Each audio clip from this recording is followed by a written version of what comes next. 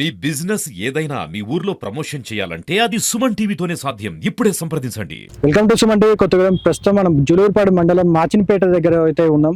నిన్న ఏదైతే ఇన్సిడెంట్ బయటకు వచ్చిందో, గత 3 రోజుల క్రితం జరిగిన మర్డర్ ఏదైతే ఉందో, ఒక యువతిని దారుణంగా హత్య చేసి 20 ముక్కల దాకా నరికి ఒక గోనె సంచిలో చుట్టి తన పొలంలోనే తవ్వి పాతివేసిన ఘటన భద్రాద్రి కొత్తగూడెం జిల్లా ప్రజలను అయితే భయాందోళనకి గురి చేస్తుంది.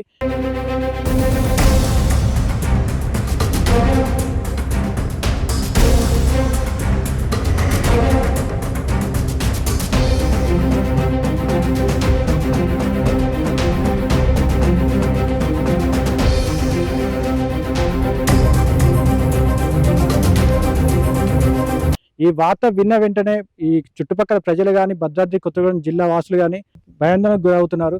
ప్రస్తుతానికి మనం ఖమ్మం హైవే ఏదైతే ఉందో, మాచినపేట దగ్గర నుంచి ఒక 20-30 మీటర్ల దూరంలోనే పత్తి చేనులోకి లోపలికి వస్తే తన పత్తి పొలంలోనే తవ్వి పెట్టడం అయితే జరిగింది. మీరు చూసుకోవచ్చు. మనం స్పాట్ దగ్గరికి అయితే వచ్చేసినాం. పోలీసుల ఇంట్రాగేషన్ లో ఈ నిందితుడు నిజాన్ని ఒప్పుకోవడంతో ఈ పత్తి చేలల్లో ఈ యువతి డెడ్ బాడీ ఏదైతే ఉందో, ఈ డెడ్ బాడీని ఇక్కడ తవ్వి పెట్టని చెప్పేసి ఒప్పుకోవడంతో ఆ నిందితుడితో పాటు పోలీస్ అధికారులు, డిఎస్పీ అబ్దుల్ రెహమాన్ వారి టీంతో సహా ఇక్కడికి వచ్చి ఈ ప్లేస్కి అయితే రావడం జరిగింది. దగ్గర సుమారు 20 మీటర్ల దూరంలోనే పత్తి చేలల్లో ఈ డెడ్ బాడీని అయితే తవ్వి పెట్టడం జరిగింది. మీరు చూసుకోవచ్చు. ఎక్కువ అడుగుల లోతులో కూడా కాకుండా నిందితుడు ఒక 5-6 అడుగుల లోతులోనే ఈ డెడ్ బాడీని అయితే తవ్వి పెట్టడం జరిగింది. దగ్గర 20 ముక్కల దాకా నరికేసి గోనె సంచిలో చుట్టి అమానుషంగా దారుణంగా ఈ డెడ్ బాడీని అయితే ఇక్కడ పూడ్చిపెట్టడం జరిగింది.